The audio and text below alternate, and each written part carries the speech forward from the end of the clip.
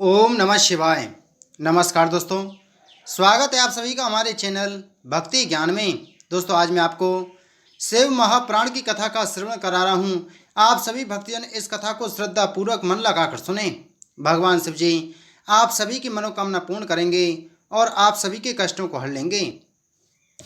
ब्रह्मा जी ने कहा, हे नारद, उस समय यज्ञशाला में जो अपशगुन हुए, अब मैं उसका वर्णन करता हूँ।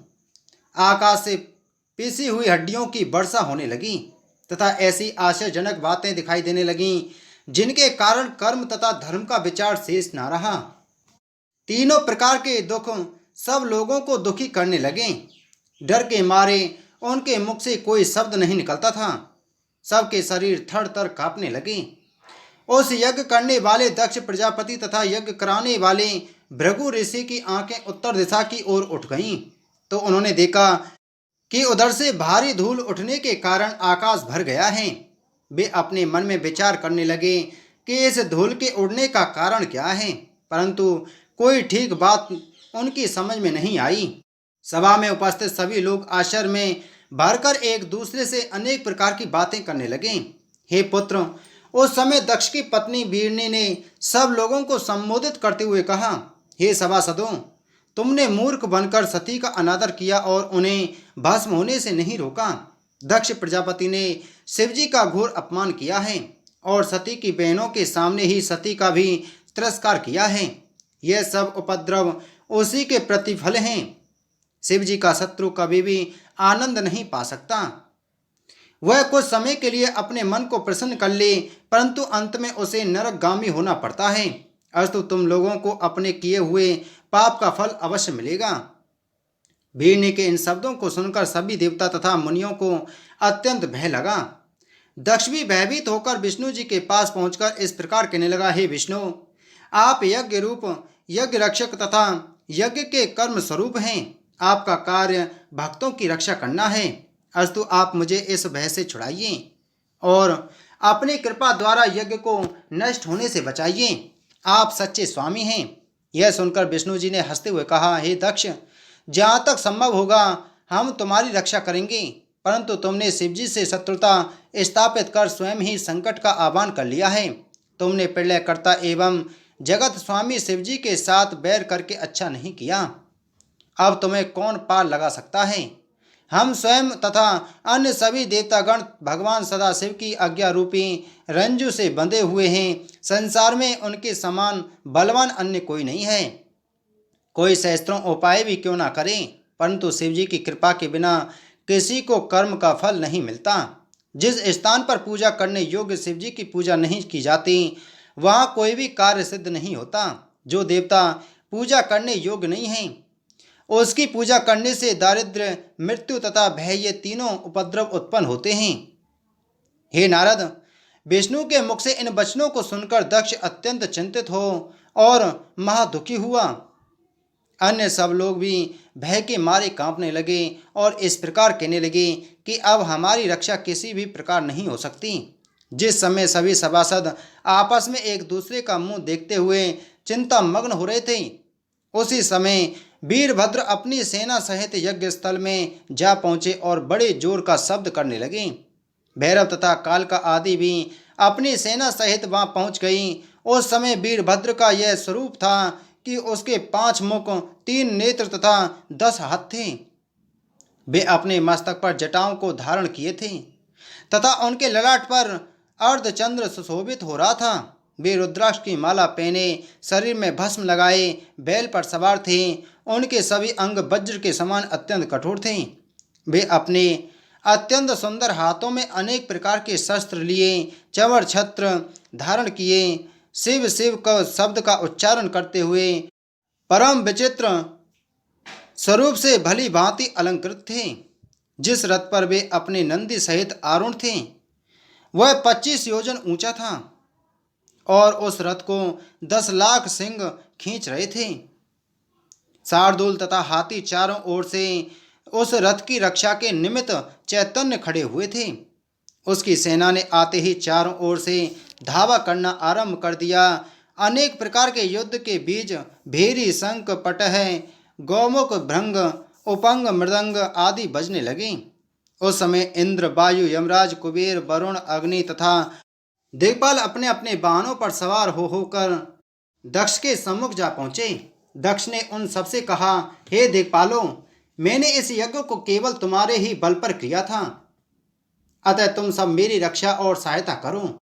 इस प्रकार सब देवताओं से कहने के उपरांत दक्ष प्रजापति ने विष्णु जी के चरणों पर अपने मस्तक को रखते हुए कहा, हे प्रभु, आप संसार के रक्षक एवं शुभ कर्मों के साक्षी हैं। आपकी कृपा से संसार का पालन होता है, अतः आपको मेरे यज्ञ की रक्षा करनी चाहिए। यह सुनकर विष्णु जी ने उत्तर दिया, हे दक्ष, जहाँ तक हमारा अधिकार है और जहाँ तक हम में शक्ति है, वहाँ तक हम तुम्हारे यज्ञ की रक्षा अवश्य करेंगे।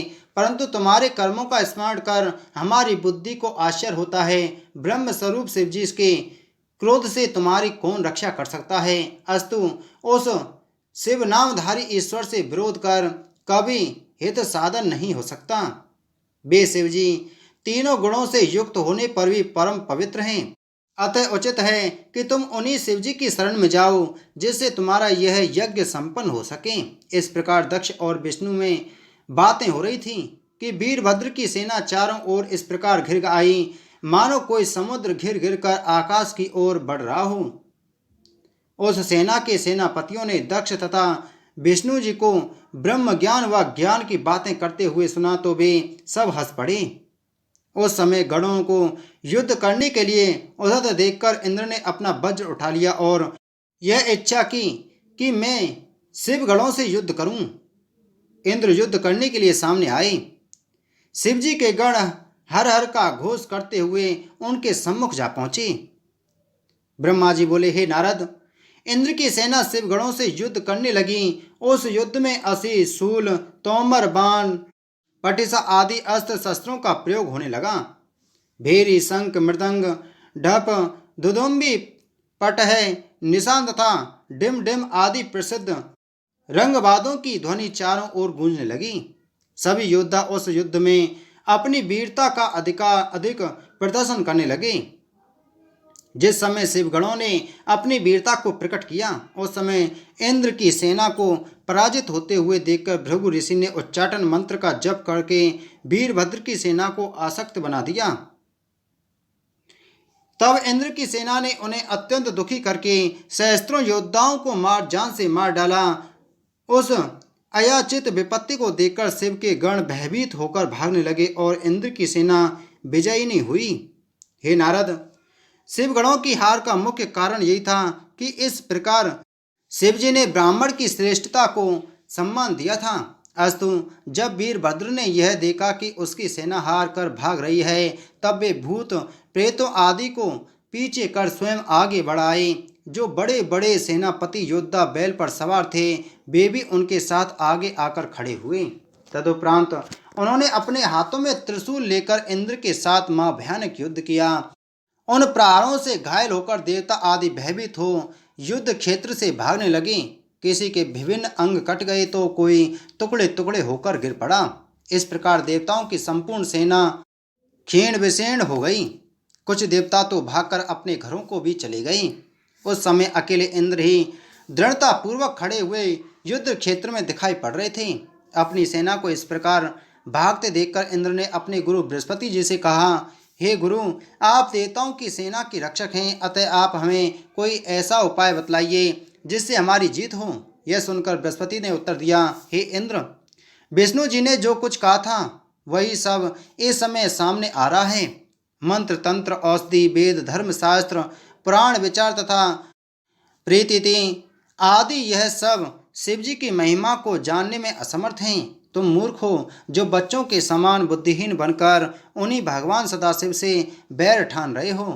यह सभी गण शिव जी की आज्ञानुसार आए हुए हैं और इस यज्ञ को नष्ट करके ही मानेंगे। इनके सामने किसी का कोई बस नहीं चलेगा। हे नारद, बृहस्पति जी के सम्मुख ये सब वचन सुनकर इंद्र सहित सभी देवताओं को बड़ी चिंता हुई। उसी समय वीरभद्र ने उन सबको संबोधित करते हुए कहा, हे देवताओं, तुम्हारी सभी बातें बच्चों के समान बुद्धिहीनता की सूचक एवं व्यर्थ की सी हैं। तुम लोग सार वस्तु को नहीं पहचान पाते। अस्तु, इस यज्ञ को जो जो देवता भाग लेने के लिए आए हैं, वे सब मेरे समीप आकर यज्ञ का भाग ले जाएं। यह कहकर वीरभद्र ने एक बार फिर इंद्र, अग्नि, कुबेर, वरुण, सूर्य, चंद्र आदि देवताओं को संबोधित करते हुए कहा, हे देवताओं, तुम सब मेरे समीप आकर अपना अपना भाग ले जाओ। मैं तुम्हें सुख पहुंचाकर ऐसा प्रसन्न करूंगा कि तुम्हें सदैव के लिए भगवान सदाशिव की महिमा का ज्ञान प्राप्त हो जाएगा। इतना कहकर वीरभद्र अत्यंत क्रुद्ध होकर बाण वर्षा करने लगे। उनके तीक्ष्ण बाणों के प्रहार से इंद्र के शरीर को घायल कर दिया। जब उन्होंने यह अनुभव किया कि वीरभद्र पर वे किसी प्रकार विजय प्राप्त नहीं कर सकते, तो सब देवताओं के साथ भाग खड़े हुए। हे नारद, यह दृश्य देखकर सब ऋषि मुनि अत्यंत भयभीत हो विष्णु की शरण में गए और उन्हें प्रणाम करके इस प्रकार कहने लगे, हे प्रभु, हम सब आपकी शरण में आए हैं। अस्तु, आप दयालु होकर हमारी रक्षा करें।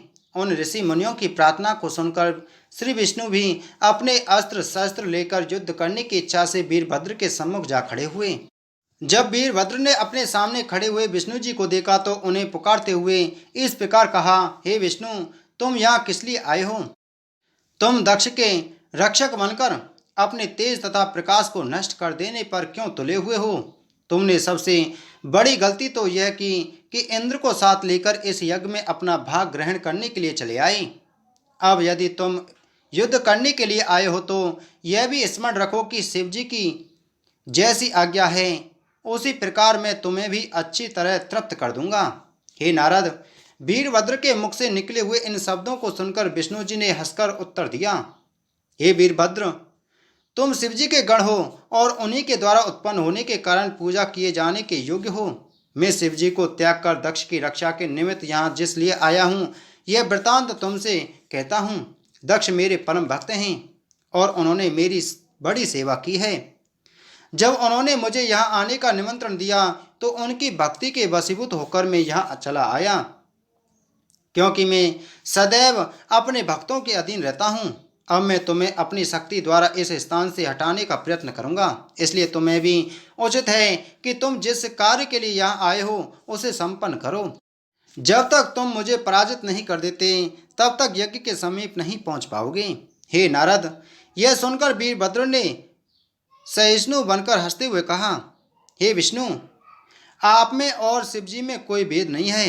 अस्तु, मैं तो आप दोनों का ही सेवक हूँ। जो मनुष्य आप में और शिवजी में भेद समझते हैं उन्हें घोर दुख उठाना पड़ता है।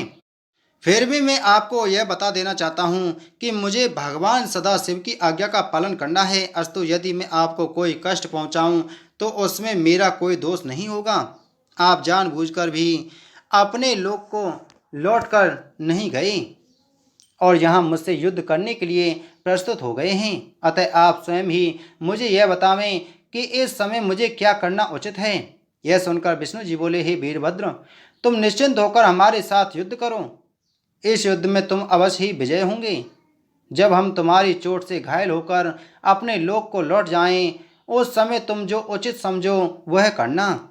यह सुनकर वीरभद्र ने अपने हथियार उठा लिए।